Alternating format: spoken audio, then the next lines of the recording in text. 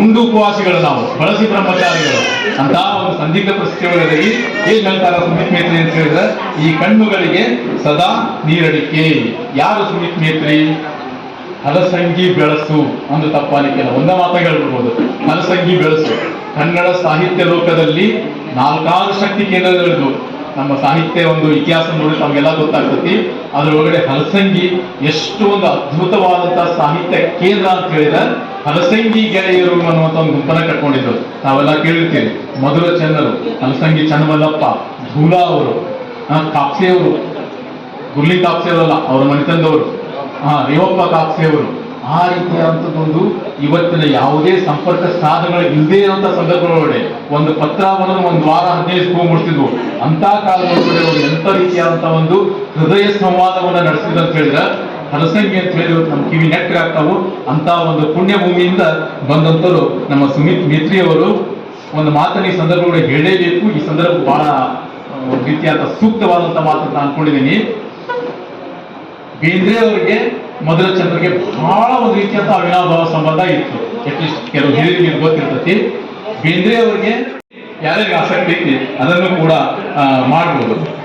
ಅವರ ಒಂದು ಕವಿತೆ ಇಲ್ಲಿ ನನ್ನ ಮುಂದಿರೋದು, ಕಣ್ಣ ಮುಂದಿನ ಕನ್ನಡಿ.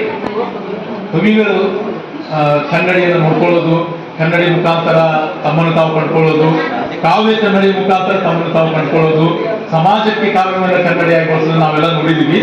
ಎಲ್ಲ ಕವಿಗಳ ಮನಸ್ಸುಗಳ ಆಳದೊಳಗಡೆ ಯಾವುದೋ ಒಂದು ರೀತಿಯಾದಂತಹ ಭಗ್ನತೆ, ವಿಘ್ನತೆ ಯಾವಾಗಲೂ ಕೆಲಸ ಮಾಡ್ತಿರ್ತದೆ.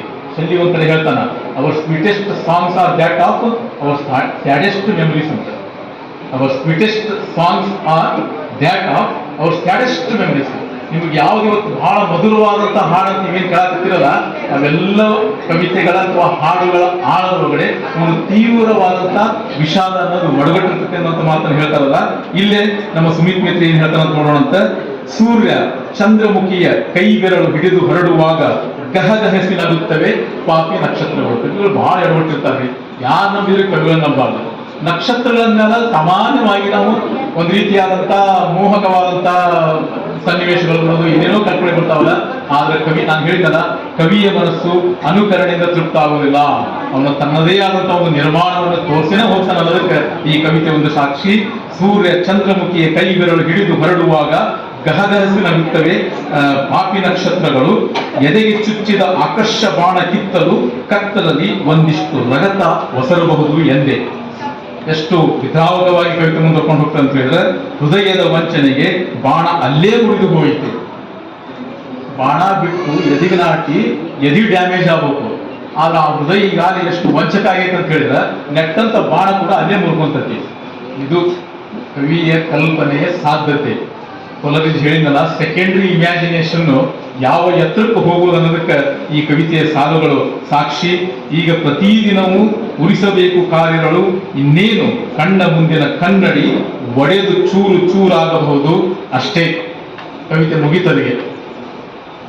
ಇನ್ನೊಂದು, ನಾನು ಕವಿತೆ ಬಗ್ಗೆ ಯಾವ ಕವಿತೆ ಬರ್ತದೆ ಅದು ಆಯ್ದುಕೊಂಡು ಹೇಳೋದು ಪ್ರಯತ್ನ ಮಾಡ್ತಾ ಇದ್ದೆ ಅಂತ ಹೇಳಿದ್ರೆ, ಇದರೊಳಗಡೆ ಅವರ ಸಂಕಟದೊಳಗಡೆ ಕವಿತೆಯನ್ನ ನೇರವಾಗಿ ವ್ಯಾಖ್ಯಾನಿಸುವಂತ, ಅದನ್ನು ಕುರಿತು ಮಾತನಾಡುವಂತ ಕವಿತೆ ಇಲ್ಲ.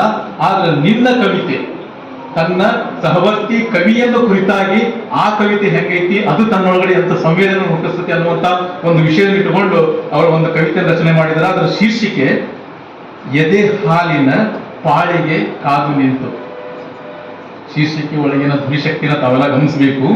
ಎದೆ ಹಾಲಿನ ಪಾಳಿಗೆ ಕಾದು ನಿಂತು. ನೀವೆಲ್ಲ ನೋಡಿರಿ, ನಾಯಿ ಬೆಕ್ಕು ಮರಿ ಹಾಕಿರ್ತಾವು, 4-5 ಮರಿ ಹಾಕಿರ್ತಾವು.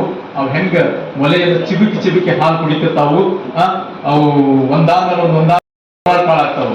ಅಂತ ಮಾತನ್ನು ಹೇಳಿರಲ್ಲ, ಆ ಮಾತು ನಮ್ಮ ಕಾವ್ಯ ಪರಂಪರೆಯಿಂದ ಈ ನಮ್ಮ ಕಾಲದ ಇಂಥ ಪ್ರಶಸ್ತಿ ವಿಜೇತ ಕವಿಗಳು ಖರೆ ಮಾಡಕತ್ತಾರ ಅಂತ ಐತಲ್ಲ, ಇದು ನಮಗೆ ಬಹಳಷ್ಟು ಸಂತೋಷ ಕೊಡುವಂತ ಸಂಗತಿ.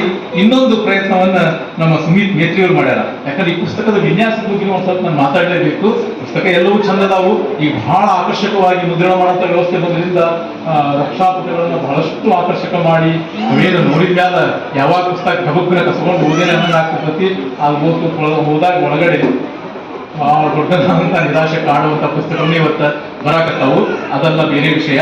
ಆದ್ರೆ ಪುಸ್ತಕದ ವಿನ್ಯಾಸಕ್ಕೆ ಬಂದ್ರೆ ನಮ್ಮ ಸುಮಿತ್ ಮೇತ್ರಿ ಅವರು ತಮ್ಮ ಹೊಸ ತಂತ್ರಜ್ಞಾನವನ್ನು ಬಳಸಿಕೊಂಡು ಕೆಲವು ಕವಿತೆಗಳಿಗೆ QR ಕೋಡ್ ಕೊಟ್ಟಿದ್ದಾರೆ. ಆಯಾ ಕವಿತೆಯ ಪುಟದೊಳಗಡೆ QR ಕೋಡ್ ಅನ್ನ ಕೊಟ್ಟು ಆ ಒಂದು ನಿಮ್ಮ ಮೊಬೈಲ್ ಮುಖಾಂತರ QR ಕೋಡ್ ಅನ್ನು ನೀವು ಸ್ಕ್ಯಾನ್ ಮಾಡಿದ್ರೆ ಅಂತ ಹೇಳಿದ್ರೆ ಆ ಕವಿತೆಯ ವಾಚನ ಇದರೊಳಗಡೆ ನೀವು ಕೇಳೋದಕ್ಕೆ ಸಾಧ್ಯ ಐತಿ. ಇದು ನಮ್ಮ ನೂತನ ತಂತ್ರಜ್ಞಾನಗಳ ಮತ್ತೊಂದು ಸಾಧ್ಯತೆ. ಸಾಹಿತ್ಯಕ್ಕೆ ನಾವು ಅದನ್ನು ಬಳಸ್ಕೊಳ್ಬೇಕಾದಂತ ಮತ್ತೊಂದು ರೀತಿಯಾದಂತ ಒಂದು ದಾರಿ ಇದೆ. ಇಂಥ ಪ್ರಯೋಗಗಳನ್ನ ನಾವು ನಿಜವಾಗ್ಲೂ ನಾವು ಸ್ವಾಗತ ಮಾಡಬಹುದು.